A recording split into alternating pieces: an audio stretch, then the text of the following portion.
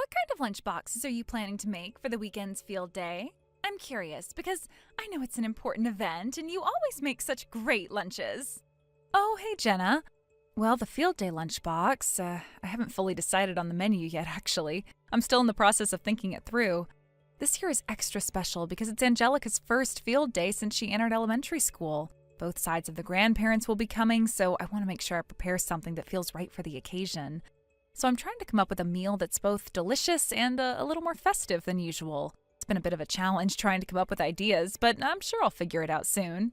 Oh, wow, that sounds exciting. The first field day. Oh, I can totally see why you'd want to make something extra special. You said both sets of grandparents are coming too? That's a lot of people to consider, huh? So what do you think you'll include? I mean, you said it would be something decent, but I'm dying to know more. What kind of things are you planning? Yeah, it's a lot to do, but I'm really looking forward to it. As for the menu, I'm thinking I'll include some things that I know everyone will enjoy. For sure, I'm planning on fried chicken. It's a lunchbox classic in my family, right?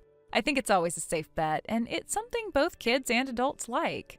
Then I'm thinking about including egg sandwiches, simple but tasty. Oh, and some apple slices. I want to make sure I have some fruits in there to balance out the savory items. Those things are pretty much confirmed at this point, but I'm still figuring out the other details. I'll probably add some veggies too, like little cherry tomatoes, maybe some broccoli. I want to have a good mix of flavors, and I think that'll make a lunchbox look even more appealing. Oh, that sounds so good! I love that you're including some veggies too. You know, it's so important to have a balance. But hey, wait, you mentioned fried chicken and sandwiches? Oh, that sounds amazing, but I was actually hoping you'd include sausages too.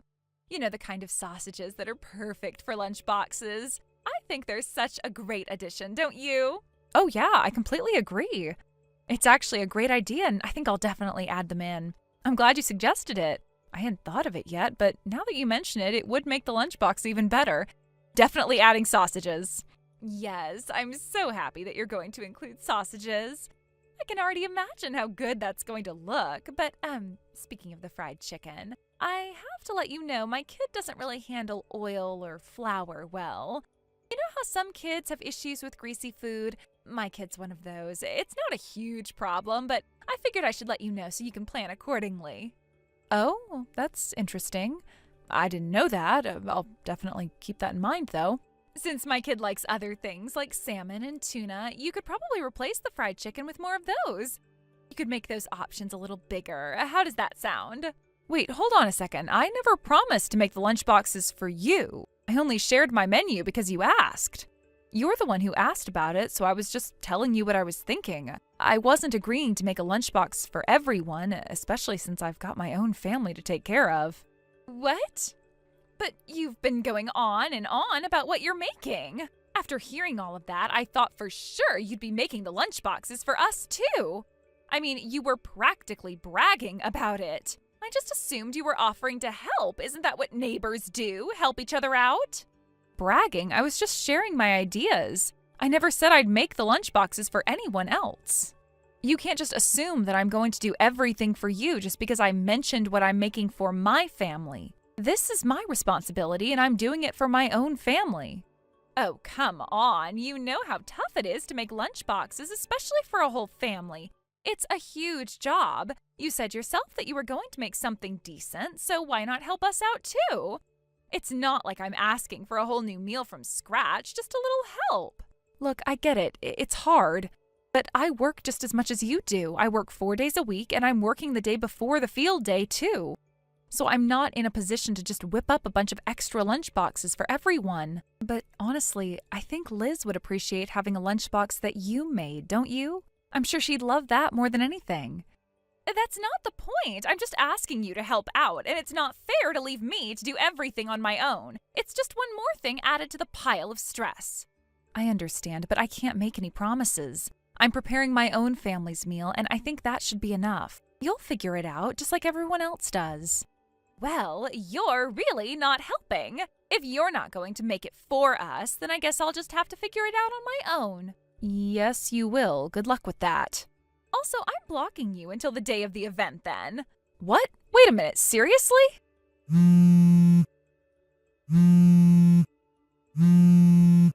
Diane, Jenna, I'm telling you, no matter what you say, I won't make it.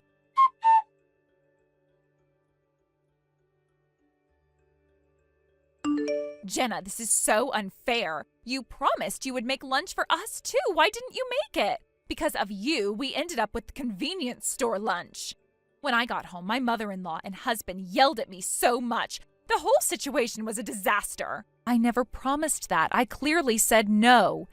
You did promise. No, I didn't. You blocked me without asking and forced the conversation to end, didn't you? Don't you feel bad for Liz? I thought you were at least a decent person, but now I see it's just all talk. You didn't even consider how I felt. You just went ahead and did whatever you wanted, didn't you? Aren't you just trying to get your way by using your child as a shield? You're trying to guilt-trip me into doing what you want by playing the mother card. As a mother, don't you think that's a bit much? Is that really how you want to raise Liz, by manipulating people to do what you want? Shut up!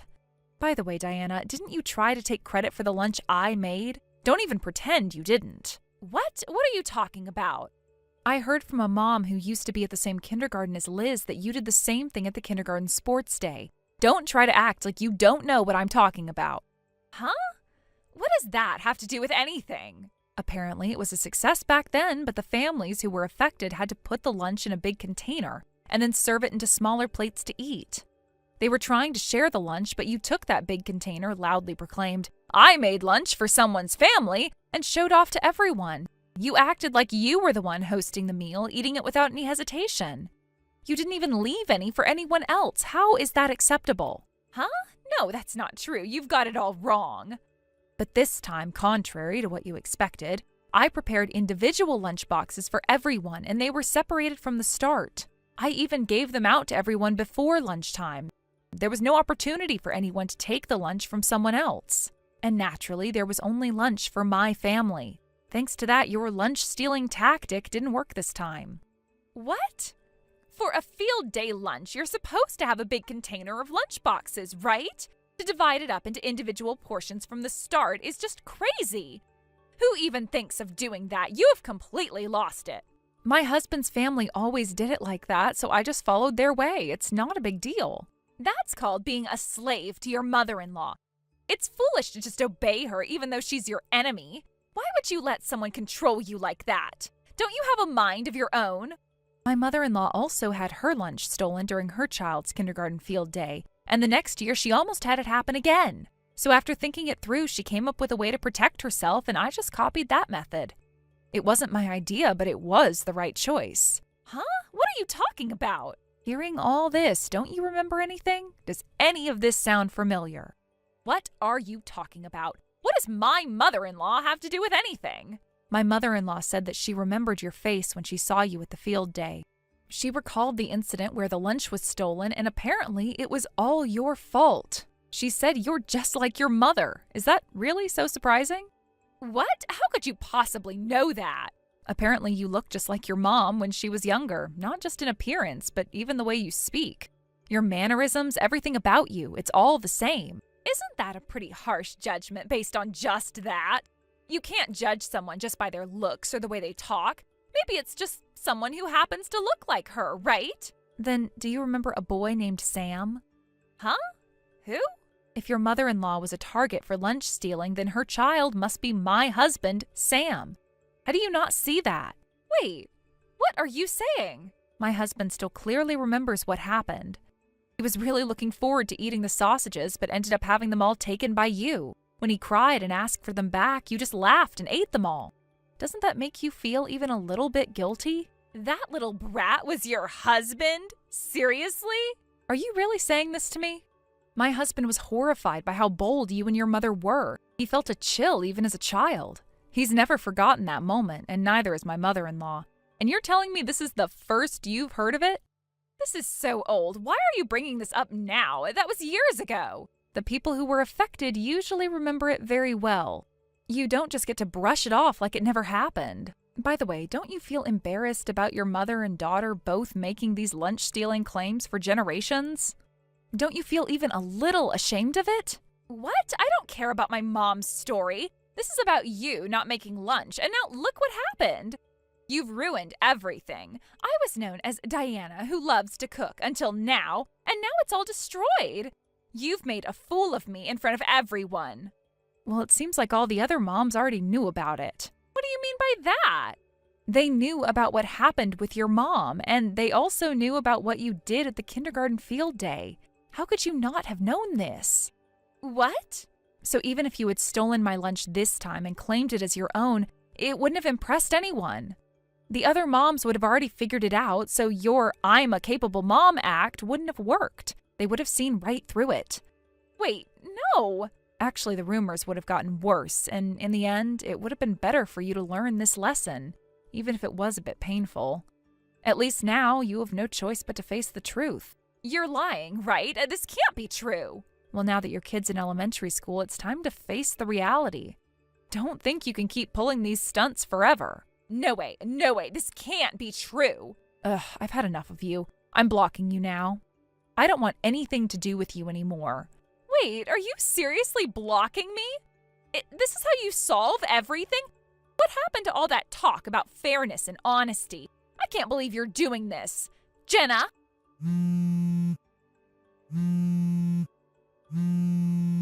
Jenna!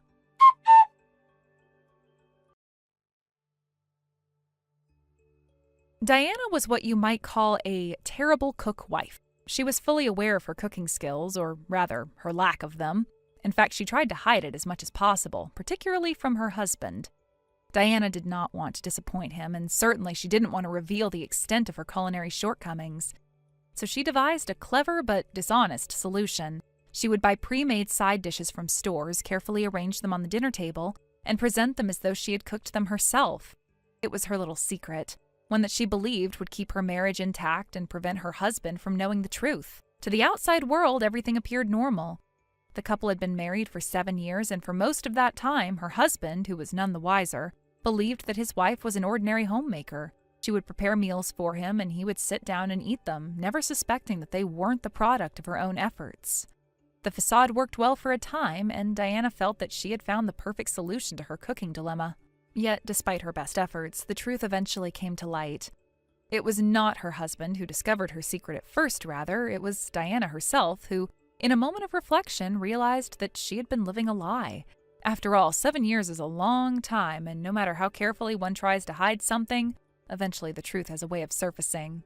Her husband, who had never suspected anything, was the first to notice something was amiss. He began reflecting on the years that they had spent together, thinking back to various instances when the meals Diana served seemed perhaps a little too perfect, or too identical to store-bought dishes.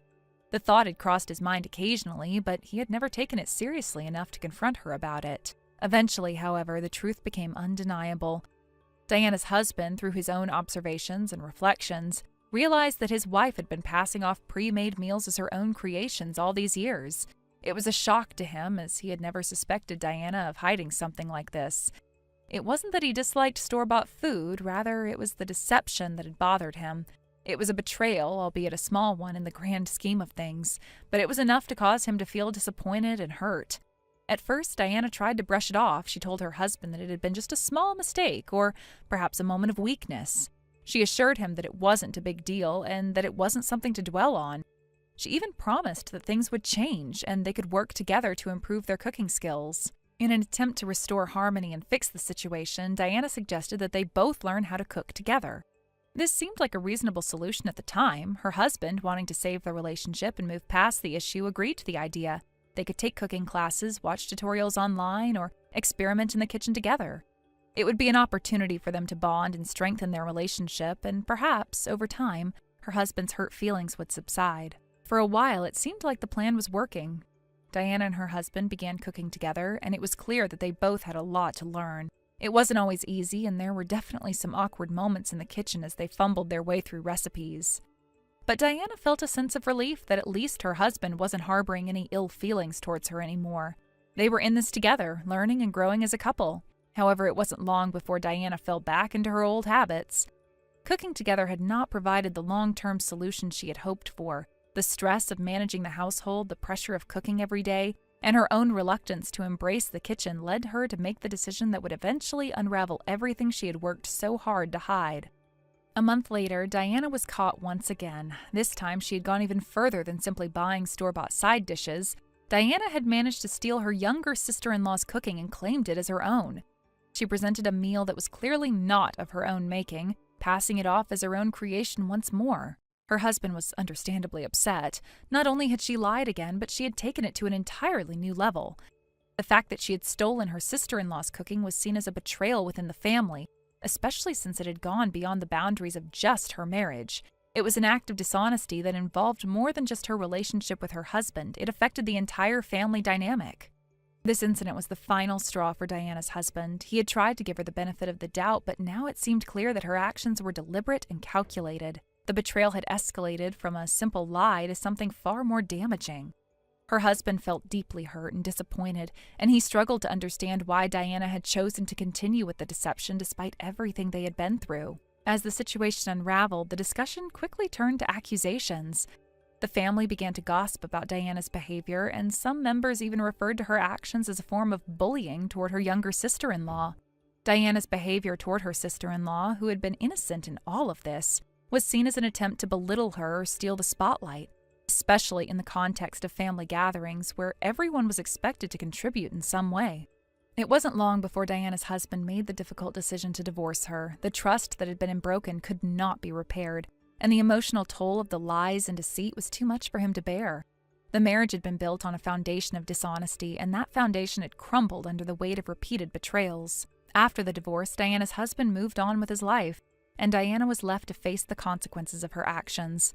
She realized too late that the secrets she had kept and the lies she had told had cost her more than just her marriage. Her relationships with her family were strained, and her reputation was tarnished. Liz emerged as the true beneficiary of the situation. She moved in with her father's family and began living a life that was free from the tension and lies that had plagued Diana's marriage. Liz was able to focus on her own well-being, and more importantly, she was surrounded by the love and support of her husband's family. Growing up in a home where she was cared for and nourished by her grandmother's homemade meals, Liz thrived. The warmth and comfort of her new life contrasted sharply with the coldness that she had to endure with her mother, Diana. Thank you for watching and listening. We hope you enjoyed the video. Don't forget to like this video and subscribe. Also, feel free to leave a comment about what you thought of the story. We look forward to seeing you at the next story. Thank you for watching. Please subscribe and hit the like button. See you next time.